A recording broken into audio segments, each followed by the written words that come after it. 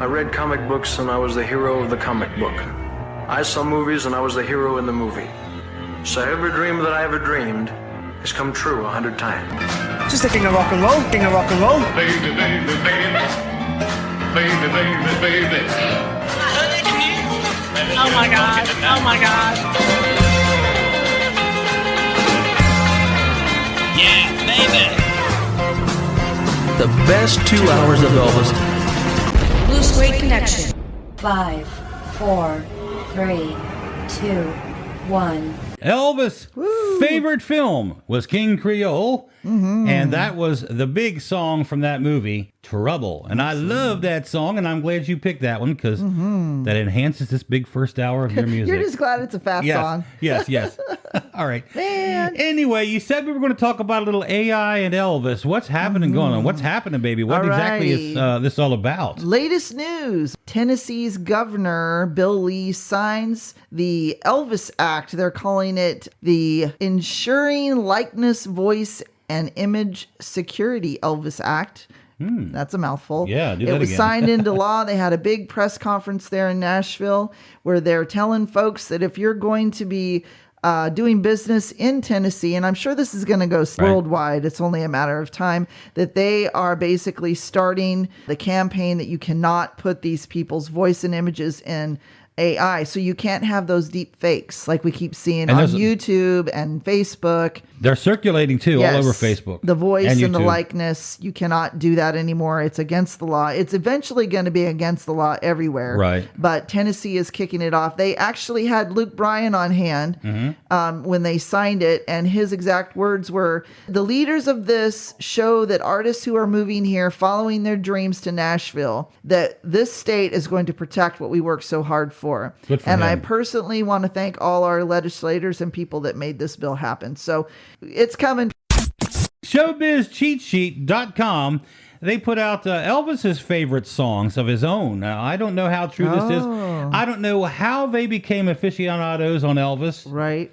But they say Elvis's favorite songs of his own were "Don't Be Cruel" from the early days. That wasn't. I do remember him saying back in the early days that was his favorite song. But that was many years before Moody Blue or Burning Love or Suspicious Minds. I'm sure it changed over time. But they also said "Green, Green Grass of Home," which I do know he loved that song. Yeah, he did love that one, yeah. Absolutely. He was driving home from a From tour. movies, yeah. Oh, was it a movie? It was movies. But he heard Tom Jones' version on the radio Yeah, and said, I got to do that. I love that song. All the way home, they heard it. Yeah. And in typical Elvis, where he just gets obsessed with something over and over and over again. Absolutely. And of course, the Hawaiian concert, he says, "This is the saddest song I've ever heard. I'm so lonesome I could cry." Now, I thought about that for a minute when I wrote these down. As I remember Elvis's shows and concerts throughout the years, there was a few consistent songs that he did. "How Great Thou Art," he really loved that. I think that was one of his favorite songs, too.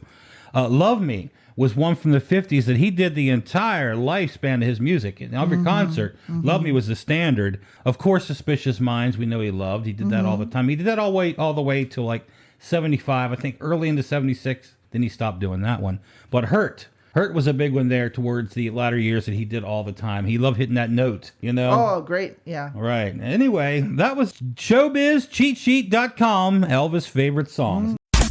TastingTable.com. You like that title? TastingTable.com. Oh, sounds good. They put out Elvis's favorite things of food-wise, obviously.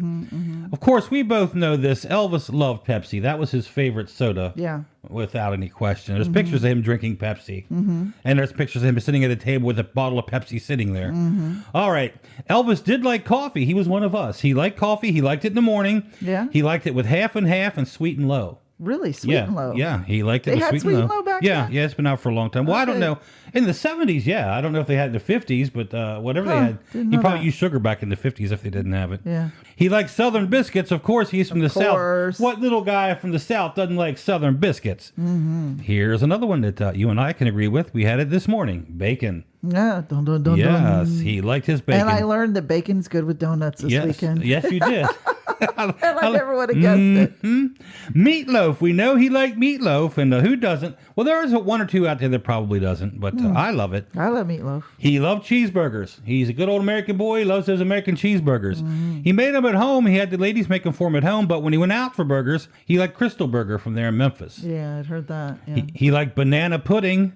I don't think I've ever eaten banana pudding in my life. I have. Yeah, it's all right. Yeah. He liked cornbread. We've all had that. That's good Love with the bean cornbread. soup or chili. You got to have cornbread. He liked pound cake. I've had pound cake. Really, Yeah. never had that. But here's an interesting one. Barbecued pork pizza. Nah. I That's don't a know. Memphis thing. And it is. As an Italian girl, I just can't figure it out. Well, Coletta's in Memphis is where he Yes. used to get it. It's an Italian restaurant, and they actually claim to have invented barbecue pizza back in the 50s. Yeah, they probably did. It's definitely a Memphis thing. It's the only place I've ever seen Well, it. he liked it, and I'm ready to try it, baby. 77, people can say what they want, about that last concert, but that voice, man, some of those songs he did back in 1977, he was just on it, that voice. Never lost that. When you learn about his health issues and how hard it was for him to breathe at times. Yeah. He made it through. ElvisDaily.com, a 2020 poll they did, TL. Fans voted for their top Elvis songs. Here's your top 10 on the list. Crying in the Chapel came in at number 10. Nice. Number 9, American Trilogy. Number 8, Heartbreak Hotel. Number 7, Burning Love. Number 6, It's Now or Never. Cool. Number 5 is a live version of this coming up right after I'm done running my mouth. Don't Be Cruel. Number 4, Jailhouse Rock. Number 3, Can't Help Falling in Love. Number 2, Always on My Mind. Yes. Do you have a guess what America picked as their favorite Elvis song? Oh, my gosh. Suspicious Minds. Okay, yeah. That was probably... I should have known that. Yeah, of course. That's okay. We'll let you miss once in a while. Oh, yeah, I like that one. Of course I do. It's my pick. Of course, these are all you. Notice he's very happy, folks, that it's all about his picks now. I've come to life the second hour. Is that it? A lot of people really, really fell in love with Austin Butler. Yeah. When he portrayed Elvis in the 2022 film Elvis by Baz Luhrmann. And Baz has got lots of footage that he did not use in the film. He's going to be putting out eventually, so he says. He promises to give us that hour, at least an hour or so more of more footage that wasn't in the movie. Yeah. Right.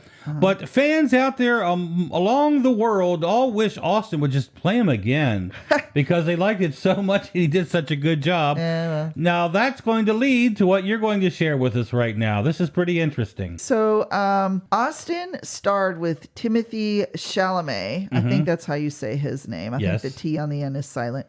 In Dunes, the new Dunes movie. Right. And they got to know each other. And Timothy is actually going to be starring in A Complete Unknown is the name of the movie. And it's a takeoff of the song Like a Rolling Stone. So it's Dylan. a biopic about Dylan. Nice. So I'm sure that Timothy and Austin probably discussed, how am I going to do this? Yeah. And he talks about how he just so admires Austin for all the work he did on the Elvis movie. And he's been getting a lot of tips from Austin on what to do and how to go about it. But he's really, really pushing to have Austin come back on his movie as Elvis for just a quick little cameo. Yeah. And I have not heard whether or not Austin's going to do it or not, but I'm kind of leaning towards that. I don't think he is. Because he's worked so hard to he loves Elvis, and he's a huge Elvis fan now. Yeah. But it consumed him. Yeah. He absorbed it all, and I think it was hard for him to break away from that. Plus everything, for months afterwards, he was walking around still talking like Elvis. I mean, they made fun of him on interviews. But I think he could work it up just for an hour, I don't know. do it. I don't think he's going to do it. But the filming of A Complete Unknown has started. It started in March of this year in New York. So they are filming it.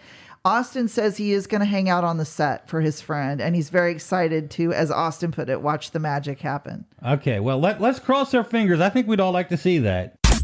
Hey, TL, I think Elvis fans are starting to catch on to Blue Suede Connection. What's not to love, Daniel? 2 hours of great Elvis music, lots of fun. It's our own private party. And we want everybody to be part of the party. Hear all the hits, rare cuts, and lots of surprises, too. We are your Blue Suede Connection. Thanks for watching. Don't forget to like and subscribe to the channel. And hit that notification bell. We are your Blue Suede Connection.